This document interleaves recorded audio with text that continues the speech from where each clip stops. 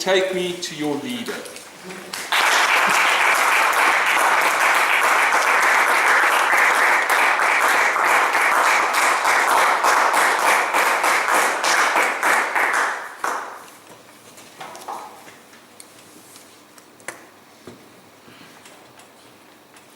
Mr. Toastmaster, gentlemen. On the 26th of March, 1997, the police discovered the bodies of 39 people who were all part of the Heaven's Gate grouping. Now, why had these 39 people killed themselves? Well, they killed themselves in order to reach a point on a spaceship. And the spaceship was apparently following the Halley-Bopp comet that was passing the Earth around 1997.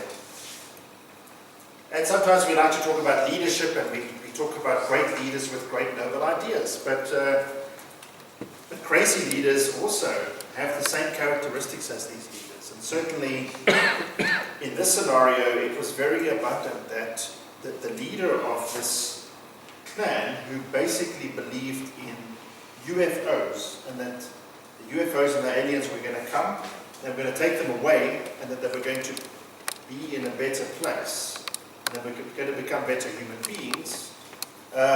This leader managed to convince them that this was a good idea. And certainly, so this is one of the first aspects of inspirational leadership. It's about creating this vision. And it's not only about the vision, it's also about what is my part in this vision. Because if I don't have a role to play, then, well, it's somebody else's story. It needs to become my story. Another very important aspect in this scenario was that everybody developed as part of becoming part of this group. And so what the leadership did is that they said, you are going to attain, you're going to become a better person, you're going to attain a higher goal. And ultimately you're going to be taken away. The earth is crumbling, you're going to be taken to this better place. And the other aspect of leadership that comes out of this is really this concept of leadership by example. Now these guys took it to the absolute limit. And what they did is that 8 of the leaders of this Heaven's Gate group, including the leader himself, had themselves castrated in Mexico, because so that they could absolutely make sure that they retained this pure and minimalistic lifestyle. So that's what you call absolutely leading by example. Now, great leaders, whether they've got great ideas or not, they inspire people by, they inspire people to follow them. And certainly there's qualities of leadership, and then there's styles of leadership. Now, qualities of leadership, it starts with excellent communication. So great leaders have this ability not only to communicate and be clever, but actually simplify their messages so that it connects with people. And this is a very important aspect of great leadership. There's the leadership by example. I'm not going to repeat the example. We're all gentlemen here. We understand the implications.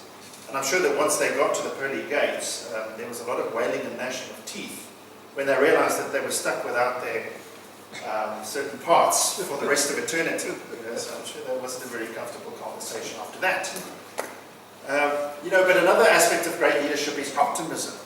And I think especially there's always naysayers, there's always people that are saying that things can't be done.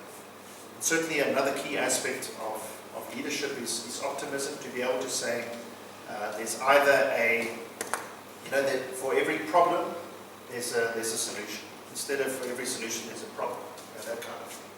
And then being open-minded. So being open-minded is another very important aspect. And this is really around saying, I'm going to take inputs and I'm not going to be biased. And so the two benefits of that is, number one, that you might actually get some good inputs. And the other aspect is that people feel valued.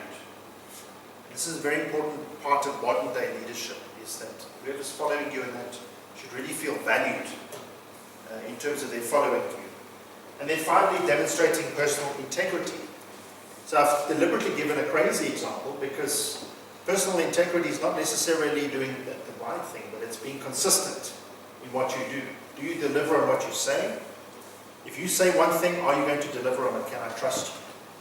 This is a key aspect of leadership.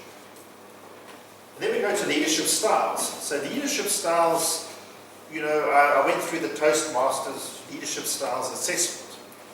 And so what it said about me is that I'm authoritative and innovative. And I thought that this sounds fantastic. And so I started looking at, okay, well, what does this mean? And point number one is it's somebody that can set this vision, you know, this grand vision.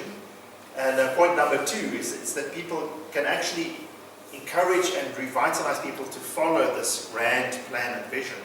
So I started to thinking of these UFO people, and I thought, well, this sounds a lot like the UFO people. And then this kind of leadership style, it encourages innovative ideas and some inputs in it, you know. And I'm sure there was some sort of hallucinogenic drugs or whatever that was involved in this cult.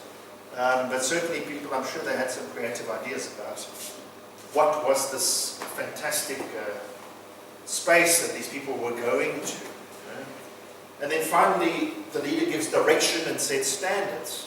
You know, so in that regard, it's one thing to say you have a democratic leadership, and it sounds fantastic. But it's another thing when you're under time pressure and then it doesn't really work.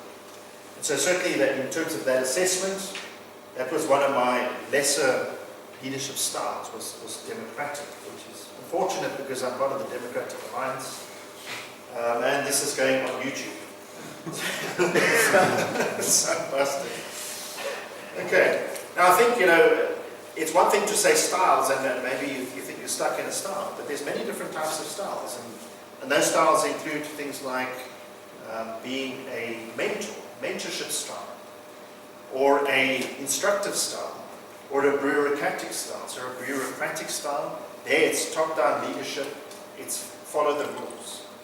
And from going through this whole process, you know, what really struck me is that it's almost like you can't choose a style and say that's my style.